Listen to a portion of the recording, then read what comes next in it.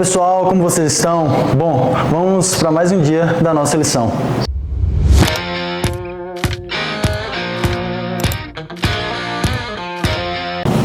Você já reparou que quando alguém fala de Deus, geralmente aparece uma pergunta difícil, quase como um soco no estômago?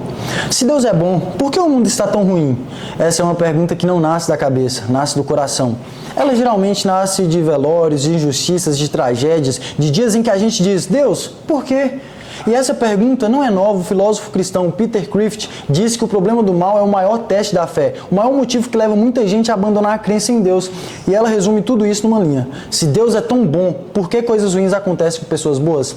E talvez você já tenha se perguntado isso, ou já tenha escondido essa dúvida por achar que não podia fazer essa pergunta. Mas pode. Deus não tem medo de nossas perguntas. Quando a gente abre a Bíblia, logo na primeira página, encontra um cenário completamente diferente do caos que a gente vê. Gênesis 1:1 diz, no princípio, Deus criou o céu e a terra. E o que Deus criou era bom, era perfeito, era um mundo sem violência, sem dor, sem medo. Um lugar onde tudo estava alinhado, a natureza, a humanidade e o próprio Deus. Havia beleza, liberdade e vida plena. Esse era o plano original, o projeto perfeito de um Deus perfeito. Mas se o plano era tão perfeito, por que o mundo que a gente vê hoje é tão diferente? Porque quando fechamos a Bíblia e olhamos ao redor, não vemos o Éden. Vemos guerras, fome, abuso, corrupção, tragédias, doenças. É quase como se estivéssemos vivendo em um mundo que passou por uma explosão interna. E aí nasce a pergunta que é inevitável. O que aconteceu com a criação que Deus fez? E pensa comigo, imagina que você limpa a sua casa inteira, deixa tudo no lugar, o chão brilhando, roupa dobrada, prato guardado, cama arrumada. E aí você sai rapidinho. E quando você volta, tá tudo virado. Sofá fora do lugar, louça quebrada, gavetas abertas, os objetos sumiram. Qual a primeira pergunta que você faz? Não é, será que isso sempre foi assim? A pergunta é outra. O que aconteceu aqui? Quem fez essa bagunça?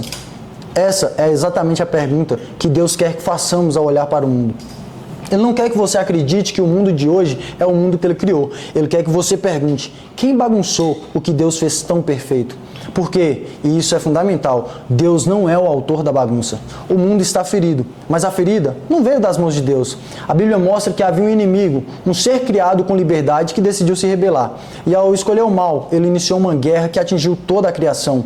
O mal não começou com Deus, mas também não pegou Deus de surpresa. E desde o primeiro momento, Deus já estava trabalhando para restaurar tudo que foi quebrado. Por isso, quando a gente vê o sofrimento no mundo, a pergunta não deveria ser por que Deus permite isso? Mas sim, se Deus criou tudo perfeito, de onde veio o defeito?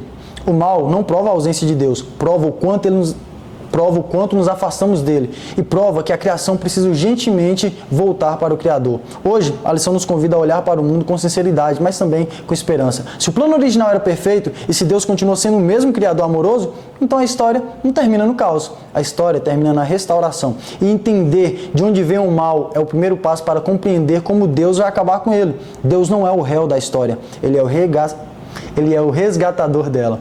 Deus abençoe você. Eu ia falar que ele é o regaçador dela, velho. E se você ficou comigo até o final, não esqueça de deixar o seu like, comentar o que mais chamou a atenção ou o que você mais gostou e compartilhar com seus amigos e familiares. Até logo!